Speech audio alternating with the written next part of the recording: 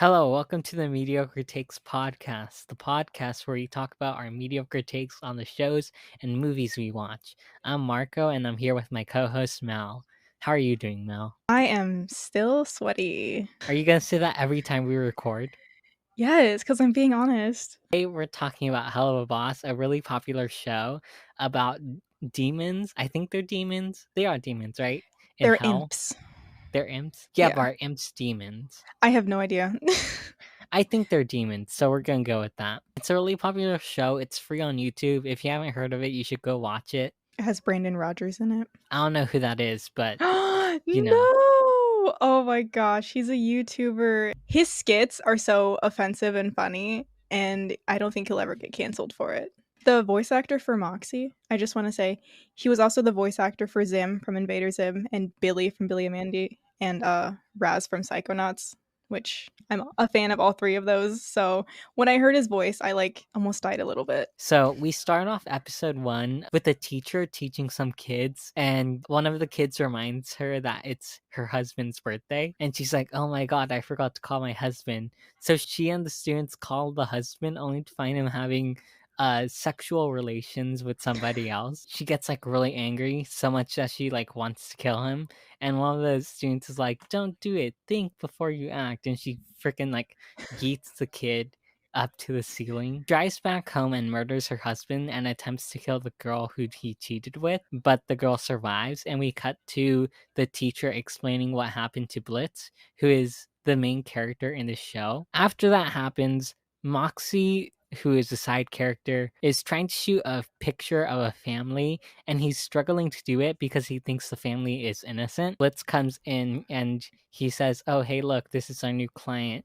And Moxie accidentally shoots the place down. Then they go outside and they let the client go away. They go ahead and go to the human world using a grimoire, which is a demon book that allows them to go to the human world. And this book is really important because it's their only way to the human world. Then, once that happens, we cut to Blitz and crew getting to the house with the target in it.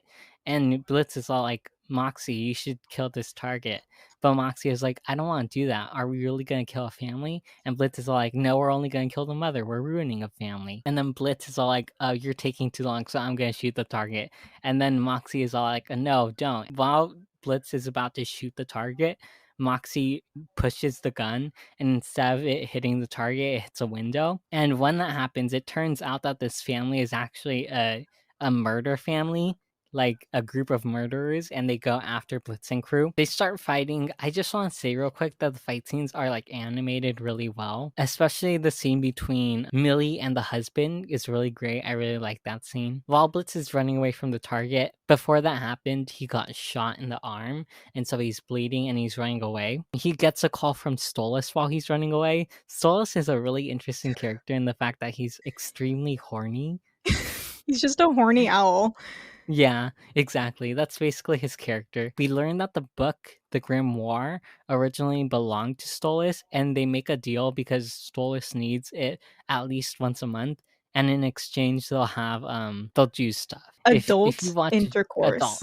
adult stuff, yeah, exactly. Blitz and Millie get captured by the target and the husband, where we learn that fire doesn't affect them, but bullets do, which is really important because this shows that they aren't invincible. If they were like invincible, well, technically they are because the creator said that they basically regenerate, which is kind of dumb. I just wish they kind of died so that way there would be more stakes to the show.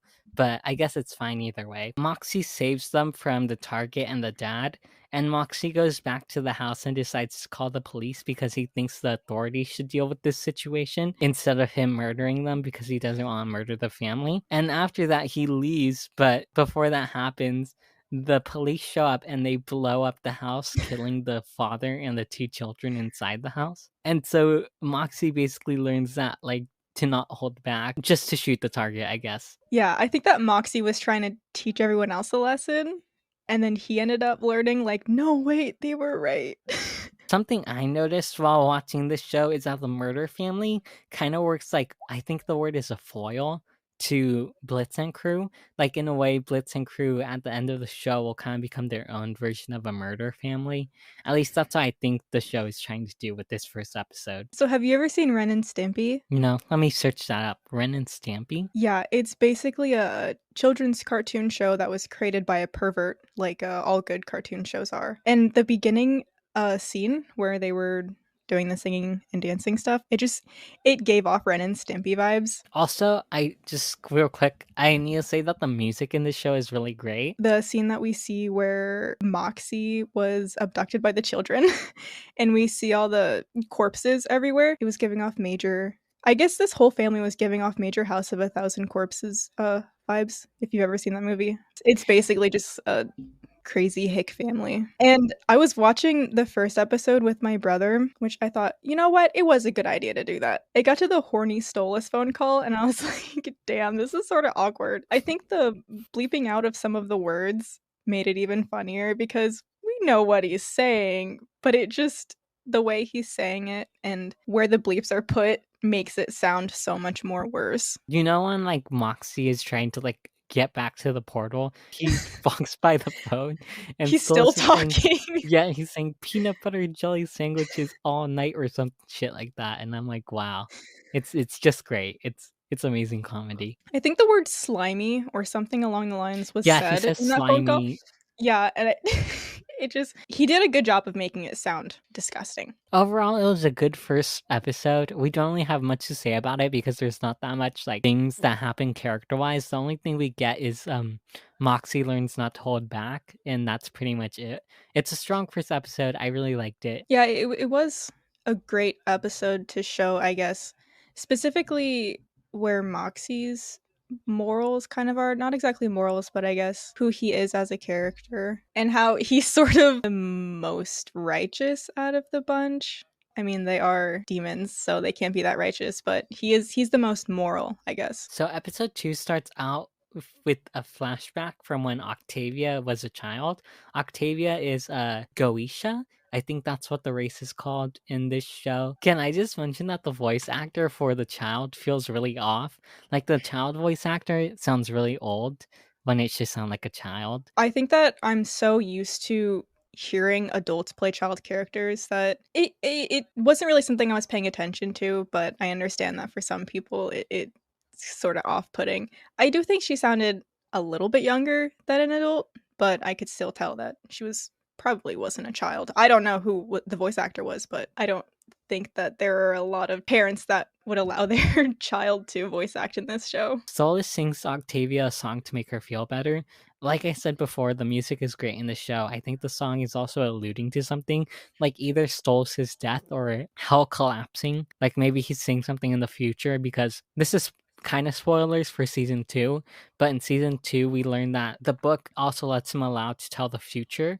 And so maybe what he's seeing in the future is like hell collapsing or something like that. We cut to the present where Stolas is arguing with his wife, I think her name is Stella, about the fact that Stolas slept with Blitz. And what I find interesting about this is that she's mad that he slept with an imp. Like, it's mostly about the fact that he slept with an imp and not the fact that he cheated on her.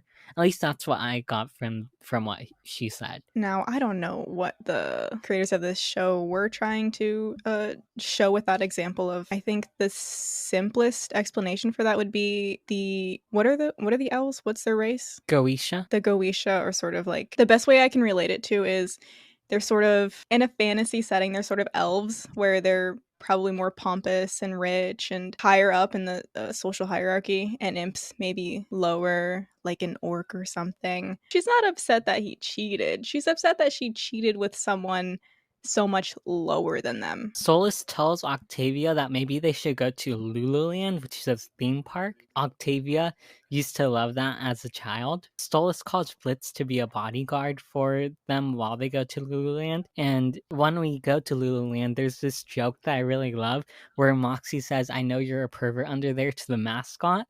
And the mascot is like, yeah. Blitz protects Stolas from dying and stuff. And we cut to a robot named Fizzaroli who's singing to kids.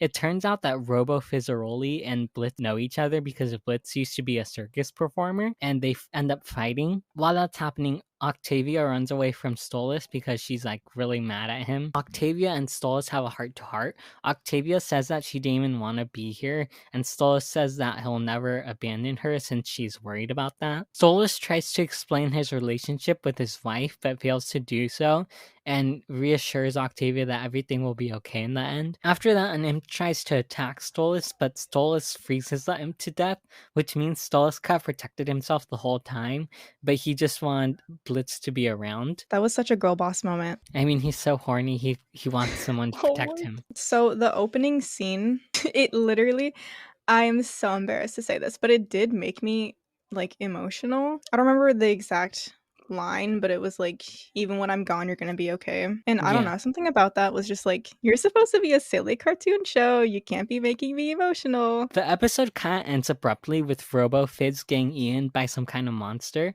When I first watched this episode, I didn't know what happened to Robo Fizz, and my one complaint in this episode is that it kind of ends abruptly, when it comes to the B plot at least. I feel like the B plot could have been written better, but I feel like the main plot was also written really well, so I'm kind of conflicted for this episode. So yeah, the beginning song or whatever with what he said, like, even when he's gone, she'll be okay. It sort of felt like he was alluding to the fact that he was gonna die. So the whole time I was like, oh, okay, I get it. Okay, they're gonna have a heart to heart, and then he's gonna die at the end. But that didn't happen. Which when I first watched it, I was disappointed, but now I'm okay with it, I guess. The one-on-one with the father and the daughter, personally, I didn't care much for, and I understand that they were trying to show that he wasn't just a horny owl in a loveless marriage, but he was trying to keep a relationship with his daughter, and I think they did a great job of that. But personally, I'm not really a fan of family turmoil, I guess. It was too heartfelt and it was sort of off-putting for me. It's just a personal preference, but I think how they did it and the conversation they had was put together very well. And I do love that at the end it was just sort of like, oh no, yeah, he does have Medusa powers, by the way. Alright, so episode 3. We start episode 3 with Blitz and crew fighting over a parking spot with Verosika, who is a famous singer. Blitz and Verosika make a demon duel where they bet Blitz and crew can off more people than Verosika and crew have sex with. While they're making a plan to defeat Verosika, we learn that Luna can disguise herself using some kind of power that Blitz and crew don't have. It seems that imps are the only ones that can not disguise themselves while other people can. When they get to the human world, Vraska starts singing and Imp and crew start killing people. But while that's happening, Luna tries to talk to Vortex.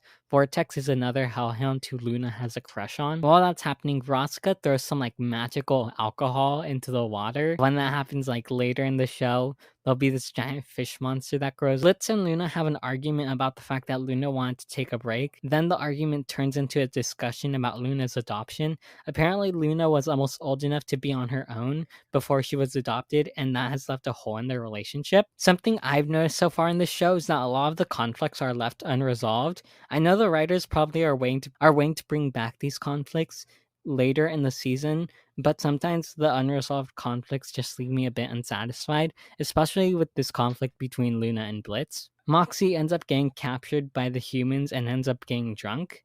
A giant fish monster pops up due to the magic alcohol. The magical fish tries to eat Moxie, but Millie ends up saving the day by fighting the monster.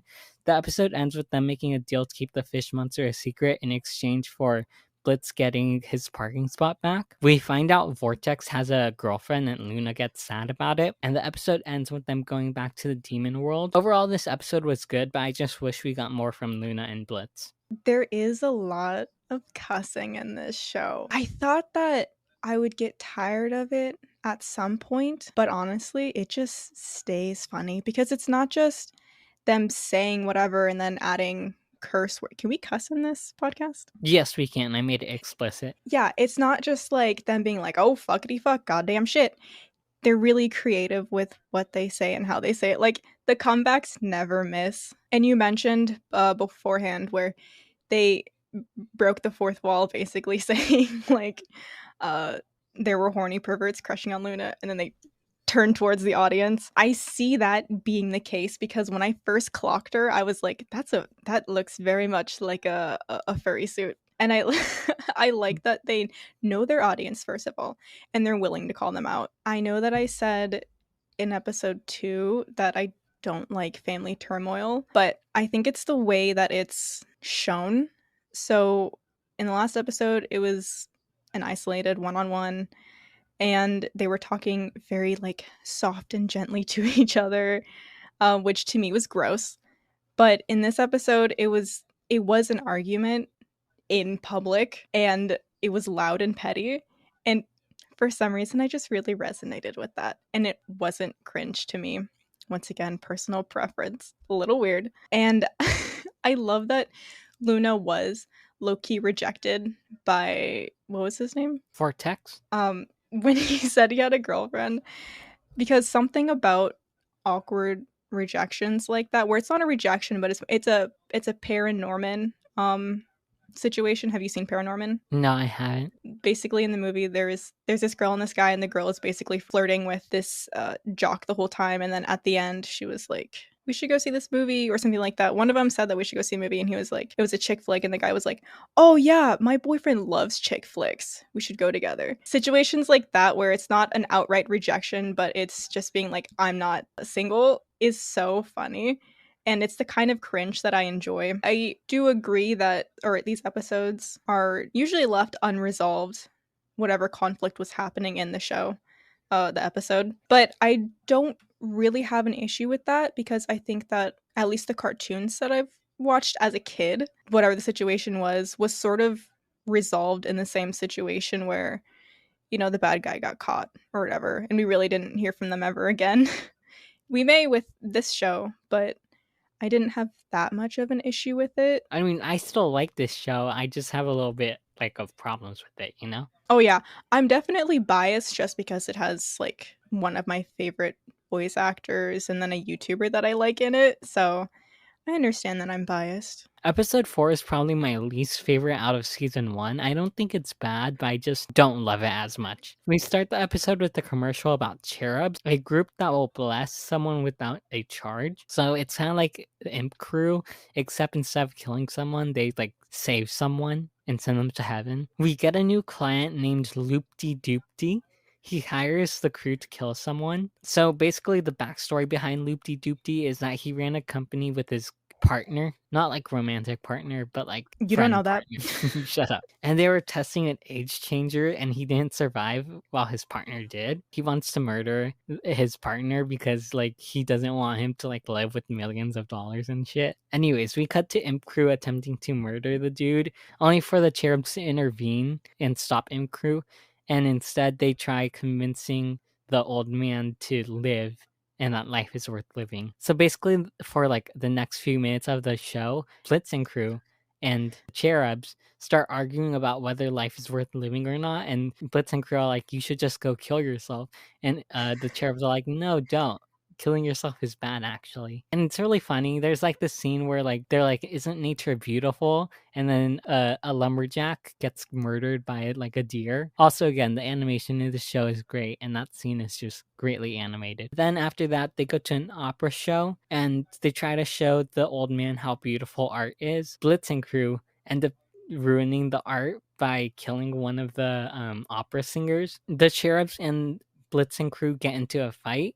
The old man realizes that life is good actually and worth living because these otherworldly beings are fighting for his life, only for him to die by the end by getting smashed by a piano. The cherubs try to go back to heaven, but because they caused the death of a human, they end up being banned from heaven. That's pretty much the end of the episode. My problem with the cherubs is that they're not very memorable. We barely learn anything about each character, and each of them has like no individuality. They're kind of forgettable. Another reason why I didn't like this episode as much is that like there was no growth from the characters. I love character growth, as you can tell.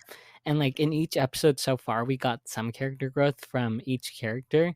But in this episode, we only get a new rival that can be used for the future. And the fight scene in this show is really amazing. This show always has amazing animation, and the fight scene was just great. I would agree with you on, I guess, the episode in general, how it felt like a filler episode for some reason. In the previous episodes, the enemies that were there seemed so much more memorable. The music in the other episodes, they do a great job of when they are at the beginning. There's been a few that have been at the beginning.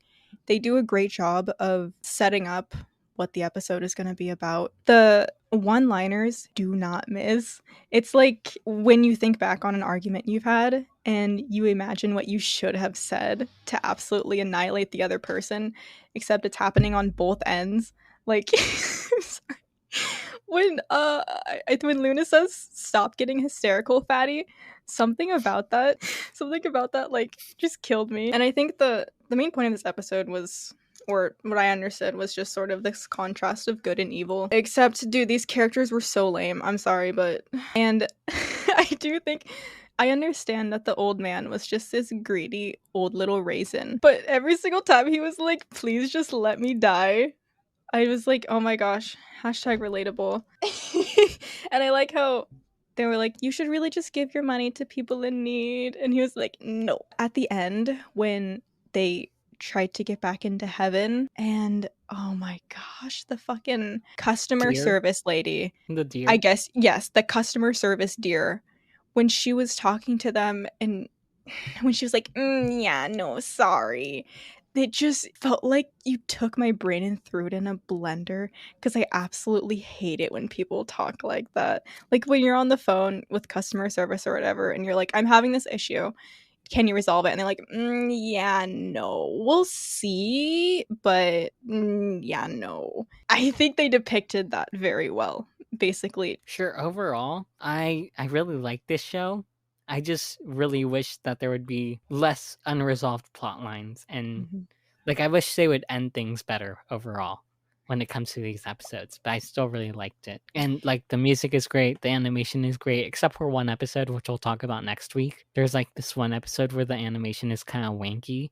We'll talk about that next week anyways. So yeah, those are my overall thoughts. Like if you haven't watched this show, you should really watch it. It's really good. I think the creators of this, I think they got popular for a different show or movie, The Has Been Hotel. Have you seen that? Yes, I have. I was I have actually not. thinking we could talk about the pilot. I haven't seen it. I know that they got popular off of it, and I know that it has a really big fan following. I really love that independent creators like this can create a very successful show, but it seems like they don't have like a big company backing them, right? Like they're not Yeah. owned by fucking HBO or anything. So I think that shows like this, where independent and backed up by fans, I think it's really amazing, and I love how successful it is. I hope that we see more of that in the future. I hope that more shows like this do have the chance to grow and find a huge fan base. And yeah, the animation is impeccable. I don't think that there are many good adult shows. I hate Family Guy. So this is just scratching that itch I have of cartoon shows for adults. Yeah, I was gonna mention this, but compared to most adult animation, this is really, really good. While like most adult animation is like complete garbage. And like I just wanna say if you're used to adult animation being garbage, don't worry because this show is actually good. Anyways, you guys, those are our thoughts on the first 4 episodes of Helluva Boss. Follow us if you haven't already. Download our episodes because that helps us a lot. Anyways, you guys, that's all for us today, and goodbye.